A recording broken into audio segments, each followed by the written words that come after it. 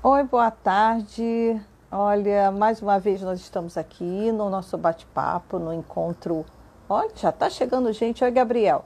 Deixa eu ver, Bárbara, minha endócrina, doutora Silvia. Nossa, todo mundo aqui. Deixa eu já até. Olha, a gente está com um minutinho antes, mas a gente já vai entrar com a nossa papo, porque essa companhia que vocês fazem para a gente todo fim de tarde, durante essa semana toda, está sendo ótima, ótima. Oi, doutora Alô, Fernanda. tudo bem? Tudo. Deixa eu só dar uma olhadinha aqui. Ó, a doutora Valéria também já entrou, doutora Tiara, doutora Raquel, doutora Silvia, Natália, Bárbara, Flávia. Nossa, tá todo mundo já aqui. Deixa eu dar um tchauzinho para todo mundo também, né? Que aí a gente começa pontualmente às 18 horas para esperar quem deixa marcado, né? Porque as nossas lives estão assim britânicas, né? Estamos conseguindo fazer todos os dias, vamos assim até sábado, né? Já vou avisando a vocês que vocês preparem as perguntas para a gente poder abusar da doutora Fernanda hoje, que já vai ter esse carinho todo especial. E aí, como são 18 horas agora em ponto, eu queria, doutora Fernanda, que você se apresentasse para o pessoal, além de você dizer que é minha amiga do coração e que eu trabalho para vocês com o maior carinho. Boa noite, Cris. Boa noite, pessoal. Uma super honra, um prazer enorme estar aqui representando uma parte do departamento de tireoide da Sociedade Brasileira de Endocrinologia, do qual eu sou parte da direção, que muito me honra. Eu aprendo todos os dias com os meus colegas e mentores. Eu sou endocrinologista, trabalho no Instituto Nacional do Câncer, no Rio de Janeiro.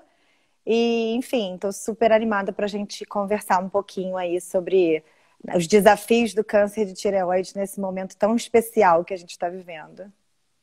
Bom, como vocês sabem, a gente tem uma Semana Internacional da Tireoide dedicada à tireoide e à Covid-19. A gente tinha um outro tema que já tinha sido definido antes pelo departamento, mas em função dessa pandemia toda, houve necessidade de mudança e eles pensam rápido, resolvem rápido e tomaram as decisões todas que precisavam, né? Além dessa semana toda de lives, a gente ainda tem essas lives que vão até sábado. A gente ainda tem amanhã mais uma, então guardem as outras perguntas sobre durante a cirurgia, tá? A gente não vai dar spoiler, tá? Então vocês já fiquem esperando. E amanhã tem rodada dupla. Para os médicos que estão aqui nos acompanhando, às 9 da noite, aí a gente ainda tem ainda uma palestra online dentro do site da SBEM, direcionada aos médicos e os associados da Sociedade Brasileira de Endocrinologia e Metabologia. Bom, então, fazendo todas as apresentações, vamos começar o nosso bate-papo, que o pessoal está em esclarecer as dúvidas, em tirar as dúvidas. Deixa eu ver se a doutora Fernanda está me ouvindo. Tô te ouvindo. Então, vamos começar pelo básico, doutora Fernanda. O que é o câncer de tireoide? É para ficar em pânico realmente? É um bicho de sete cabeças? As pessoas ficam muito preocupadas com este nome, então esclarece para a gente o que é. Essa é uma ótima pergunta para a gente dar o pontapé inicial, né? A palavra câncer, eu costumo explicar para os meus pacientes e para os meus alunos, ela é um saco de gatos com uma porção de doenças dentro, né? E que a gente pode entender que ela tem um espectro enorme de apresentações, desde cânceres super agressivos até cânceres com um comportamento que a gente diz mais indolente, mais inocente, como é o caso do câncer da tireoide. Né? Muita gente fala para mim, mas puxa, eu não sentia nada. Né? A grande maioria dos pacientes realmente não sente nada. É um achado, ou de exame de ultrassonografia, ou quando o paciente vai a algum médico que tem o seu pescoço palpado, e aí a gente encontra um nódulo, né? Um caroço no linguajar mais leigo, e que assusta muito, né? E aí, além de tudo, é uma doença que é muito comum em pessoas jovens, previamente rígidas, né? Então, que não tem outras doenças. Então, aquilo cai assim como uma bomba na vida da pessoa. E a verdade é que o câncer da tireoide, na grandíssima maioria das vezes, ele tem um comportamento quase que benigno, que a gente chama, né? Então, ele é um câncer de crescimento lento, em que a chance da gente morrer desse câncer é muito, muito, muito, muito pequena. Então, não é uma emergência e nem uma doença em que a gente tem que ficar extremamente preocupado. Tem que tratar, mas a palavra câncer talvez seja até muito pesada para esse tipo de câncer, né? Então, ele se assemelha muito mais a um tipo de câncer de pele, por exemplo, né? Do qual a gente tira e aquilo fica resolvido. Então, o câncer da tireoide, ele, na grande maioria das vezes, é uma doença que não traz grandes comprometimentos na vida da pessoa, uma vez que corretamente tratado. Doutora Fernanda, uma vez eu ouvi numa matéria ou em algum lugar, porque a gente fica lendo tanta coisa o tempo inteiro, né? Ele é considerado o câncer menos assim, pesado e é o que tem maior prognóstico positivo de tratamento, é isso mesmo? Tem uma frase célebre, né, que os médicos adoram dizer: se eu tivesse que escolher um câncer, eu escolhia da tireoide, né? Então a gente escuta isso com frequência. Na verdade, ele é um câncer, como eu falei, né, com um comportamento, ele cresce muito lentamente, raramente causa sintomas. A chance dele dar metástase, que também é uma palavra pesada, mas significa quando ele se espalha para outros locais do corpo, também não é muito grande, né? Então a gente sabe que ele é um tipo de câncer muito controlável, né? E tratável, e na grande maioria das vezes os pacientes realmente ficam livres de doença.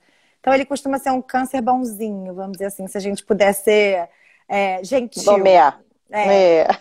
Aproveitando até essa sua colocação, teve uma pessoa que já perguntou aqui, gente, se vocês puderem se manifestar quando a gente responder, também é bom, porque a gente vai subindo todo mundo aqui, a gente já está com mais de 100 pessoas online aqui acompanhando a gente, então a gente está vendo as perguntas e às vezes pode escapar o nome, tá? Mas a gente está de olho.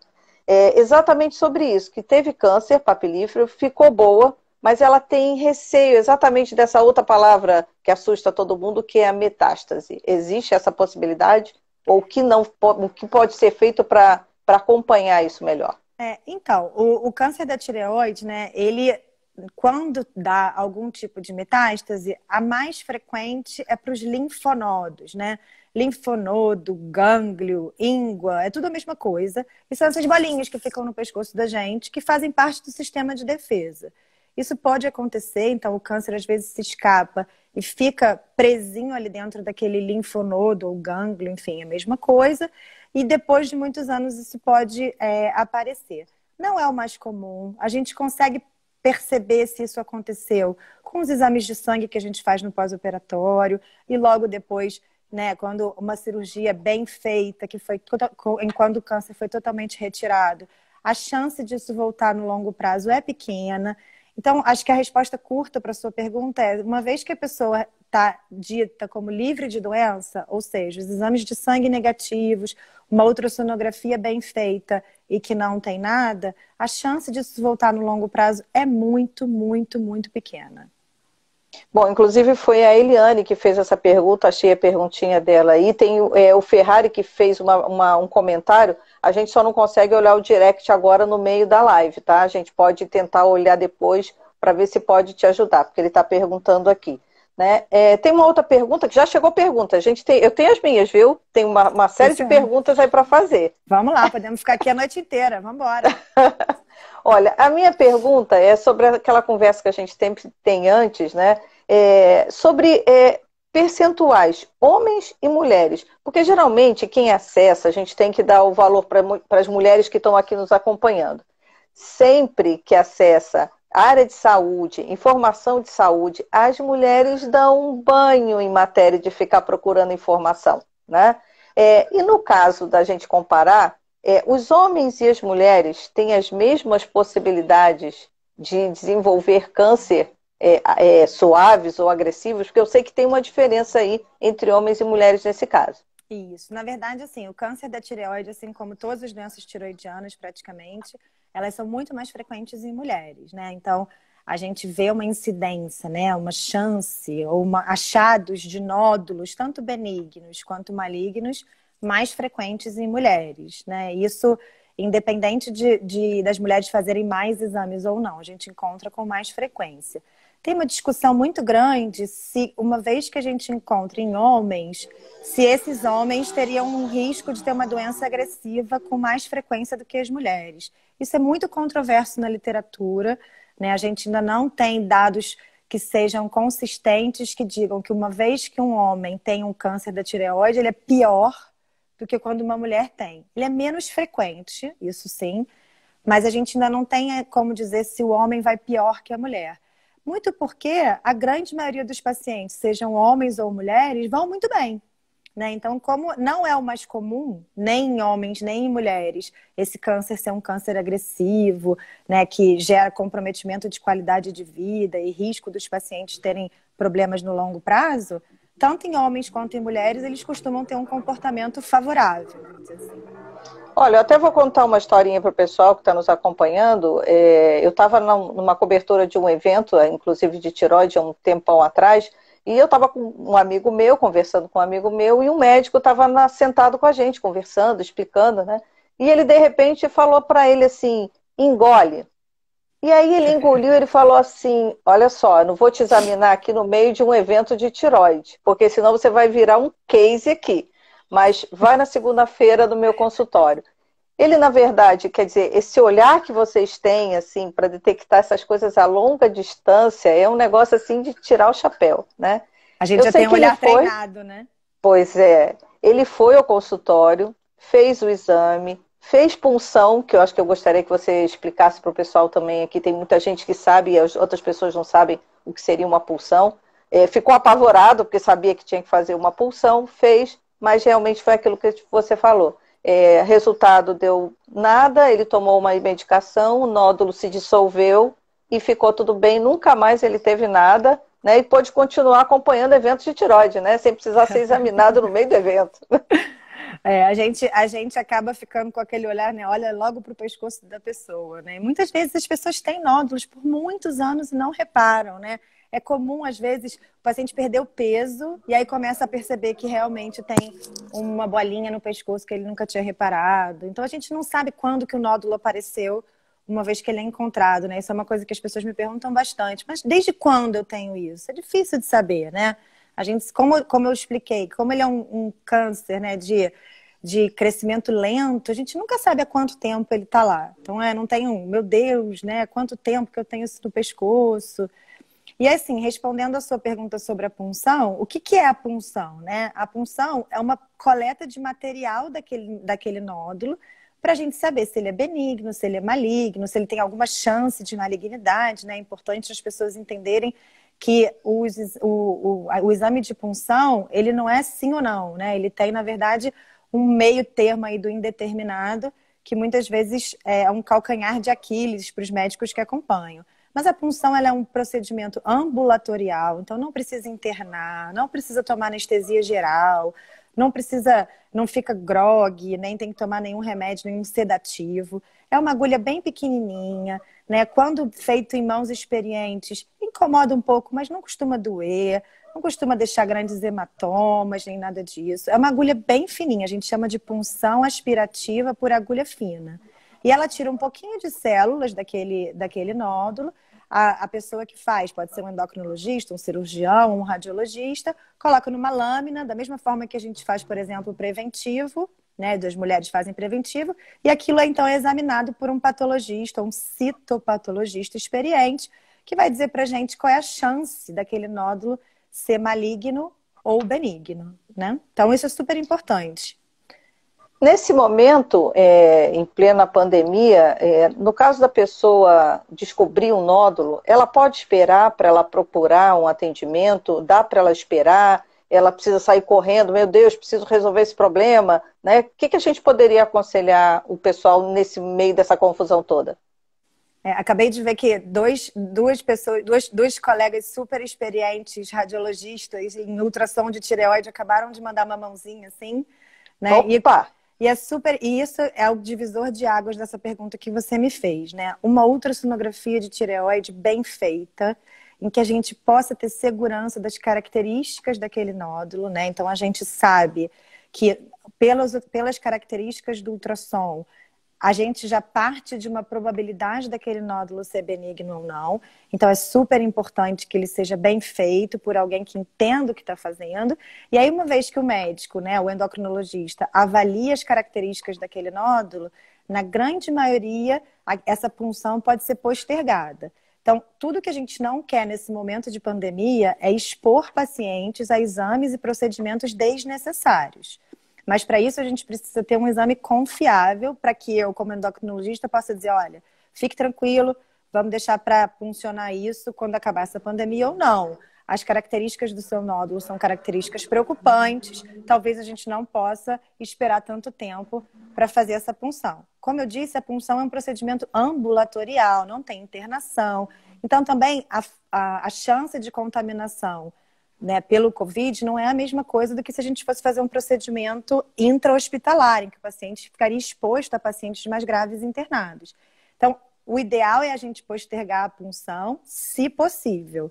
E a gente só consegue ter segurança se a gente tiver uma ultrassonografia de boa qualidade, com alguém experiente, em que nós, que não, eu, por exemplo, que sou endocrinologista clínica e que não faço o exame, possa confiar de que aquilo realmente está bem descrito e bem examinado. Bom, vou dar boa noite para a doutora Lúcia Carraro, que entrou aí também, eu vi a mãozinha dela. E olha, nós estamos com uma assessoria para lá de especial, viu? O presidente do departamento, doutor Sgarbi, está aqui nos acompanhando e já está até respondendo as perguntas que estão surgindo ali, porque o pessoal queria saber das lives da segunda e da terça-feira. Então, aproveitando essa brechazinha que a gente deu aqui, as lives que foram feitas na segunda e terça continuam disponíveis na íntegra, a nossa que está aqui quando acabar também, né? E olha, doutora Fernanda, teve paciente seu aí já comentando também, agradecendo, fazendo altos elogios para você, né? Que todo bom. mundo, vamos fazer aquela negócio, todo mundo mandando coraçãozinho, né? E aí vou ver mais algumas perguntas que já chegaram aqui, porque eu estou com o computador aqui do lado e a equipe da gente também está colocando por aqui. Teve carcinoma com metástase, carcinoma papilar com metástase. Tem medo se isso pode voltar. Isso pode voltar para o paciente? Então, vamos lá. Na verdade, isso depende muito de como a gente vai fazer, como é que são os seus exames, né, depois da cirurgia. Primeiro, assim, a gente costuma explicar que o que cura, né, ou o que faz o câncer de tireoide nunca mais voltar é uma boa primeira cirurgia. Então, escolha um bom cirurgião, alguém que tem experiência com o que está fazendo, e que você possa ter confiança de que aquela pessoa está tirando tudo o que precisa ser tirado. Isso já é, assim, uma percentual enorme de caminho que você já percorreu para que a chance daquilo voltar seja praticamente zero. Uma vez que logo depois da cirurgia, ou pouco tempo depois da cirurgia, fazendo ou não o tratamento complementar, que às vezes é preciso, com iodoterapia, se a gente tem os exames todos negativos no primeiro, segundo ano, a chance disso voltar no longo prazo é muito, muito, muito pequena, né? Então, a resposta mais curta seria não. Se você tem todos os exames negativos, mas aí tem que ser negativos mesmo, depois da cirurgia, se isso se mantém nos primeiros 2 anos, a chance disso voltar no longo prazo praticamente não existe. É muito, muito pequeno. Então as pessoas podem ficar tranquilas quando isso é bem feito num primeiro momento, a chance disso voltar é muito pequena e o que sobra dessa história toda é a reposição hormonal, né? Que ontem Gisá já falou bastante sobre quem tira a tireoide fica com hipotireoidismo, né? Então isso é super importante. Bom, tenho certeza que a gente vai deixar essa noite da pessoa que fez essa pergunta bem mais tranquila, vai dormir que vai ser uma beleza, né?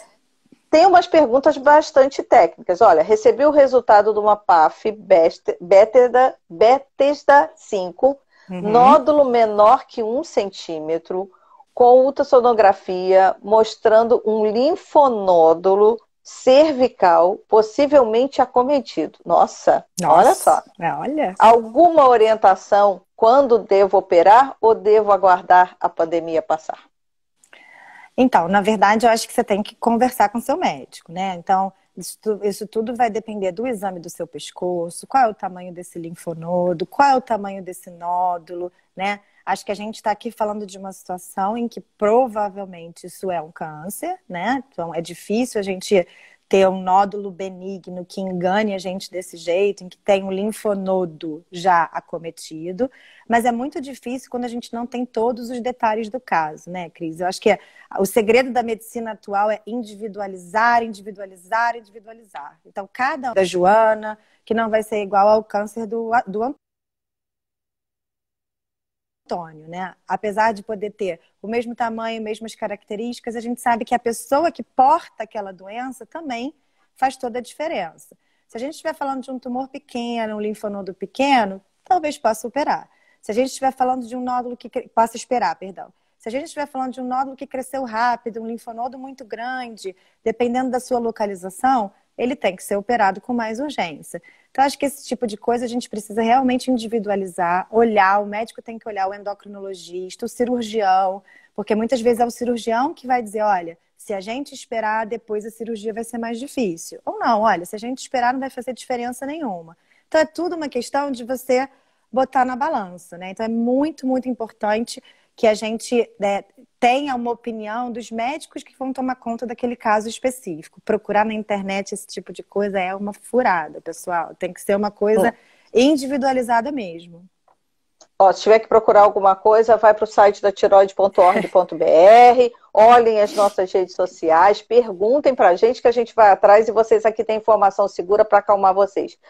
Vou aproveitar uma pergunta que chegou aqui da Pamela, que tem a ver com o que a gente estava conversando hoje, antes de começar, que era o seguinte, ó, minha irmã mais velha teve câncer de tiroide, eu tive, ela está querendo saber, ele é hereditário?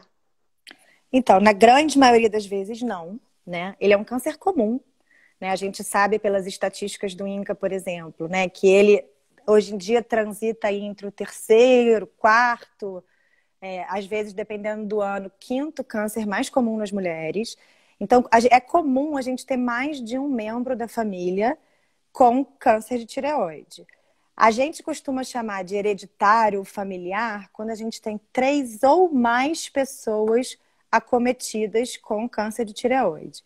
Importante dizer que, genético ou não, a gente não tem um tumor mais agressivo quando ele anda na família. Então, mesmo quando a gente tem um câncer do tipo familiar, ele também tem esse comportamento que a gente está conversando aqui, né? De uma mortalidade muito baixa, uma chance de cura ou de remissão, enfim, a palavra que a gente quiser usar, extremamente alta. Então, assim, o fato da irmã mais velha e ela terem tido, pode ou não aumentar a chance de uma terceira pessoa na família ter. Mas se, por exemplo, a filha dela ou a outra irmã, eu achei. Ou se a outra irmã apresentar um nódulo, a gente vai ter que olhar para esse nódulo com um olhar um pouco mais cauteloso do que se ninguém na família tivesse essa história. Mas eu sempre brinco com as minhas pacientes que ninguém precisa ficar enforcando os filhos, né? Então, assim, eu também sou mãe, então tem essa de ficar o filho deitado e a gente enforcando os filhos. Não é comum ser hereditário. Não é comum. Aliás, nesse momento, ultimamente, acho que as mães andam com vontade de enforcar os filhos. Calma, calma, não façam isso. Eu queria aproveitar e dar boa noite para a doutora Gisá, que entrou, que estava na nossa live ontem, e a doutora Carolina Ferraz, que é membro da comissão, é uma das responsáveis pela comissão de campanhas da SBEM, que está aqui com a gente também, mandando beijinhos, estamos mandando beijinhos e mandando tchau para vocês. E tem uma pergunta que ainda não tinha chegado, que é sobre crianças. Existe, né, acompanhamento diferente ou não para crianças que tenham problema de câncer de tireoide? Então, vamos lá. Deve ter sido ou um pediatra ou algum pai preocupado que perguntou isso. Mas vamos lá. Na verdade, a gente sabe que o nódulo e o câncer em crianças da tireoide é um outro capítulo, né?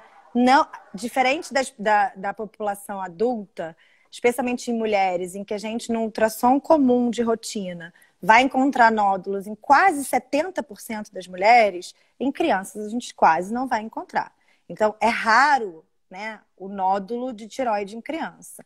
Quando a gente tem uma doença rara, a proporção de malignidade é um pouco maior. Então, um nódulo numa criança, ele é mais preocupante do que um nódulo no adulto, no sentido de risco de malignidade. Por outro lado, a gente sabe que também o comportamento do câncer na criança, em termos de mortalidade, é extremamente favorável. Então, a criança tem que ser olhada de uma forma diferente. Uma vez que o pediatra ou os pais percebem um nódulo, ele tem que ser investigado. E a chance desse nódulo ser câncer é maior do que quando ele aparece no adulto. Mas, de novo, a doença nodular da tireoide em criança é rara. E ela tem todas as particularidades da criança. Os critérios para a gente fazer uma punção são diferentes, né? A gente sabe que a tireoide da criança é menorzinha. Então, tem toda uma ordem de exames e uma forma de encarar nódulos em criança muito diferentes. Uma coisa super importante, né, para quem perguntou isso, é lembrar que crianças têm muitos gânglios no pescoço, porque tem dor de garganta, tem um montão de virose, né? Independente de Covid ou não, as crianças têm muitas doenças de garganta. Então, a grande maioria das vezes, quando a gente vê uma bolinha no pescoço de uma criança, não tem nada a ver com câncer. A maioria das vezes é uma doença infecciosa comum da infância. Bom, a gente aproveitando, está falando também sobre Covid, criança, agora tem mais uma pergunta sobre Covid, que quem retirou, né, câncer de tireoide, existe alguma ligação, o organismo fica mais sensível ou fica mais propenso a desenvolver, né? Ele é considerado um grupo de risco? Então, essa pergunta é super propícia, né? Eu tenho recebido várias dúvidas dos meus pacientes em relação a isso.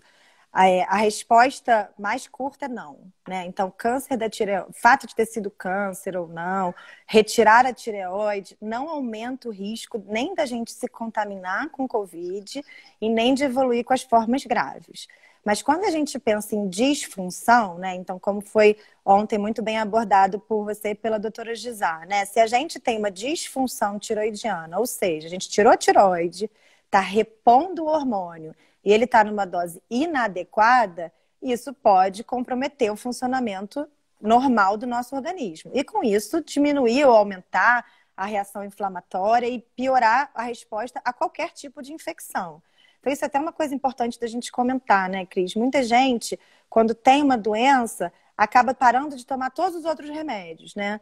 E aí, quando a gente não tem a tireoide, faz essa reposição com o hormônio tiroidiano, e a gente pega uma doença, seja ela qual for, aqui a gente está falando de Covid, no momento em que a gente para de tomar o hormônio, provavelmente a gente está piorando ainda mais o nosso quadro de cansaço, de dor no corpo, né, e de coisas que o hipotiroidismo pode somar aos sintomas do Covid. Mas não são população de risco, ou nem se você está se preparando para fazer iodoterapia, nem se você tirou a tireoide há um tempão atrás e hoje está bem compensado com o hormônio. Então, se você tirou a tireoide por câncer ou não, está tomando seu remédio direitinho e o hormônio da tireoide está compensado, se você não tem nenhum outro fator de risco, né, Cris? Porque às vezes essas pessoas por si só já têm mais de 65 anos, têm cardiopatia, têm diabetes, mas se você não tem nenhuma dos outros fatores de risco, só pela tireoide, isso não é considerado grupo de risco, nem para pegar a doença e nem para evoluir mal se for contaminado pelo Covid-19.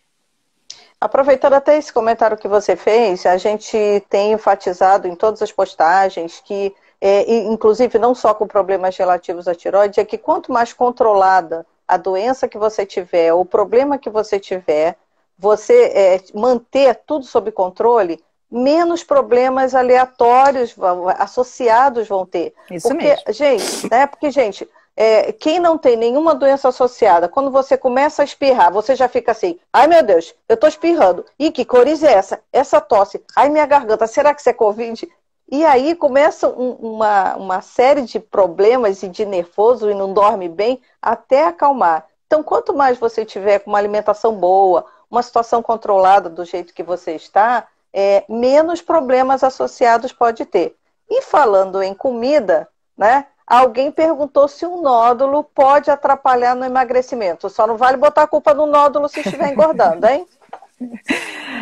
Na verdade, não, né? Nem o hipotiroidismo a gente pode atribuir muito quando a pessoa tem hipotiroidismo, a gente também não pode botar a culpa na tireoide pelo ganho de peso. O nódulo raramente altera a função da tireoide, né? Então, isso também é uma coisa que as pessoas me falam, poxa, doutora, mas os meus exames de T3, T4, TSH sempre foram normais. Mas é isso mesmo, né? O câncer da tireoide ou o nódulo da tireoide, ele é uma doença na estrutura da tireoide, não na função. né? Então, não tem nada a ver com peso, não tem nada a ver com sintomas relacionados a hipotireoidismo. O nódulo raramente dá sintomas. Quando ele dá, tem a ver com se ele está empurrando alguma coisa dentro do pescoço. Então, um pouquinho de engasgo, tosse, isso pode ter a ver com o nódulo. Mas ganho de peso ou perda de peso, se a função da tireoide está normal, o nódulo por si só não dá isso. Bom, queria aproveitar e também dar boa noite à doutora Rosita Fontes, entrou aí também na nossa live, ela já fez uma mãozinha assim, já estamos cumprimentando com outra mãozinha aqui.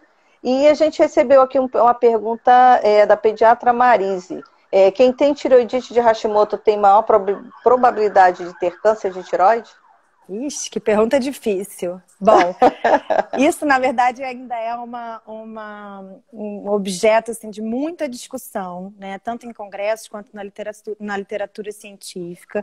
Ainda não está muito claro o papel da tireoidite, né? A gente sabe que a tireoidite é uma inflamação crônica da tireoide, né? Então, ela vai fazendo com que a tireoide, ao longo do tempo, vá sendo substituída por tecido fibroso e, com isso, a sua função fique prejudicada. Então, a gente sabe que a tireoidite de Hashimoto, ela costuma causar hipotireoidismo no longo prazo e ela, no seu desenvolvimento, pode levar à formação do que a gente chama de pseudonódulos, que são nódulos, que às vezes parecem nódulos, mas não são nódulos verdadeiros.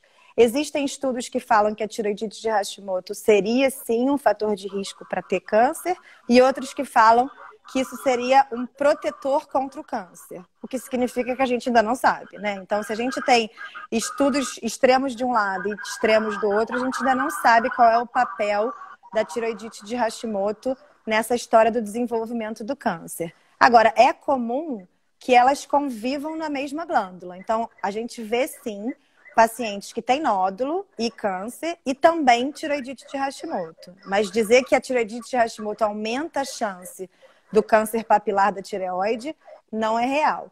A única exceção é que a gente sabe que a tireoidite de Hashimoto aumenta a chance de você ter um câncer raríssimo da tireoide chamado linfoma de tireoide. Mas é muito, muito, muito raro. A grandíssima maioria das pessoas que têm tireoidite de Hashimoto não vai ter nada além de hipotireoidismo. Olha, chegou a ter uma outra pergunta aqui agora no finalzinho. Olha, existe um tempo máximo, a gente acho que já comentou, mas não tão específico como o Paulo está perguntando aqui. Existe um tempo máximo de postergação de uma cirurgia depois do diagnóstico do nódulo com Bethesda 4? Existe um tempo máximo para você esperar? Eu acho que a gente falou sobre isso já na live, mas não com uma menção a um resultado de exame, né? Então, só para ficar, né, para situar todo mundo, a gente sabe que essa classificação de Bethesda ela tem as categorias indeterminadas, né, para a gente poder traduzir um pouco melhor. E a gente sabe que nessa a gente está falando da categoria 3 e da categoria 4. Né? A categoria 4 nem sempre é cirúrgica, isso é super importante da gente frisar. Né? O que significa que se esse nódulo tiver uma ultrassonografia feita por uma pessoa experiente, que diga que ele tem baixa suspeição, com características que lembram muito mais um nódulo benigno do que um nódulo maligno, e ainda assim a gente tem um Bethesda 4, essa cirurgia pode ter postergada para sempre.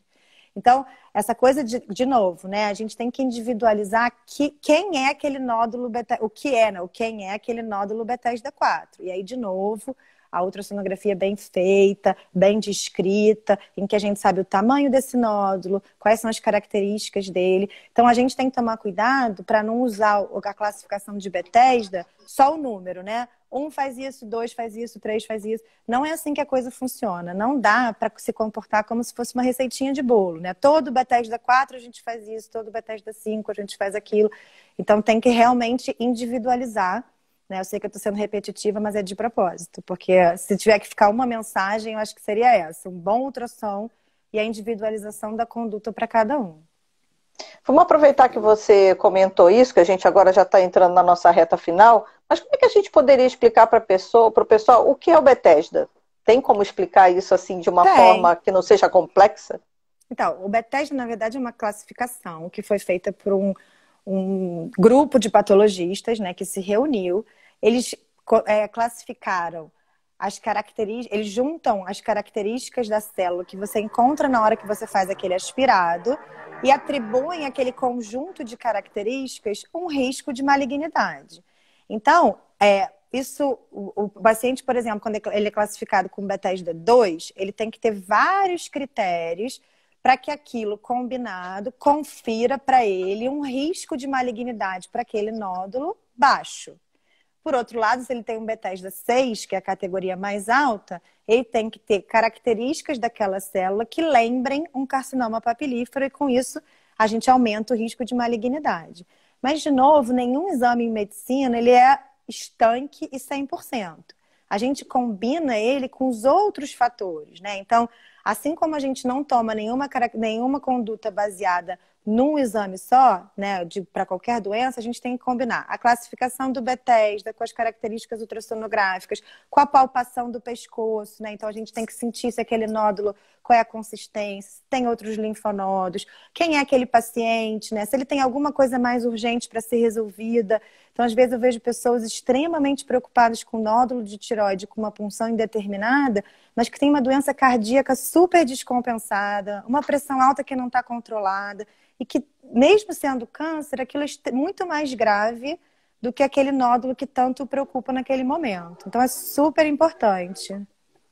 Olha, pelas respostas que a gente... tem uma pessoa que está comentando aqui sobre falha, mas olha, a live não teve nenhuma falha de som, inclusive as outras pessoas estão respondendo aí, que está todo mundo... Às vezes é a conexão da pessoa em casa que está dando uma oscilada, e a gente torce para a sua conexão estar melhor mais tarde, tá? Se você, por acaso, perdeu alguma coisa, quando a gente acabar, a live vai estar disponível para vocês. E olha, pelo que eu vi aqui, o Paulo ficou satisfeito com a resposta, pelo jeito o coração dele se acalmou. A pediatra agradeceu também a sua resposta para esclarecer. O pessoal está satisfeito com a forma tão didática que você explicou todas essas questões, né?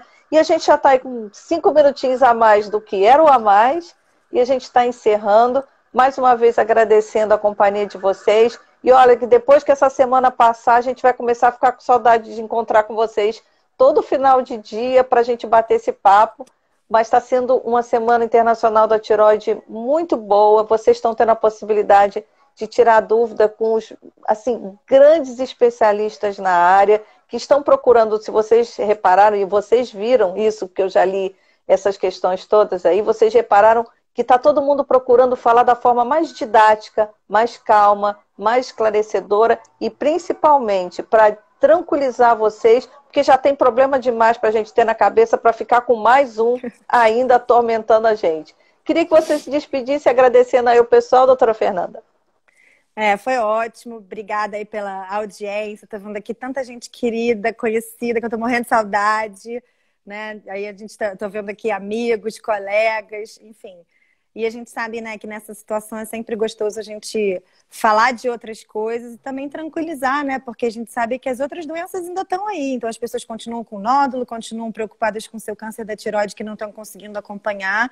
E eu acho que não deixa de ser um alento a gente saber que pode postergar, né? Não é população de risco, então quando finalmente a gente conseguir sair dessa clausura, quem teve câncer de tireoide pode ir para a rua, pode retomar a vida normal. E, enfim, acho que essa semana de tireoide tem sido um grande aprendizado para a gente, né? Esse novo canal de comunicação está sendo uma delícia, assim, né? Uma forma de alcançar tanta gente de uma vez só, né? Muito bom. A gente bate o papo, apesar de ser virtual, né?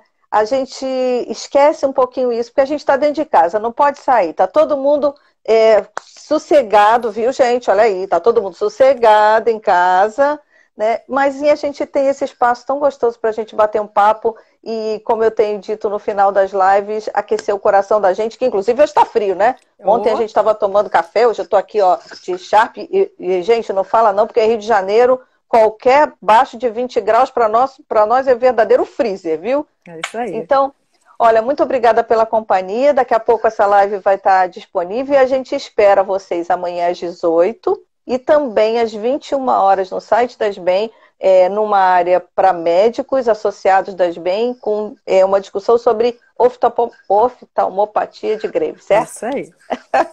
Os nomes não são muito fáceis, mas a gente vai aprendendo. É isso aí. Tá, Um beijo grande. Fernanda. Obrigada, Cris. Obrigada, Beijo, pessoal. gente. Um abraço. Tchau, tchau.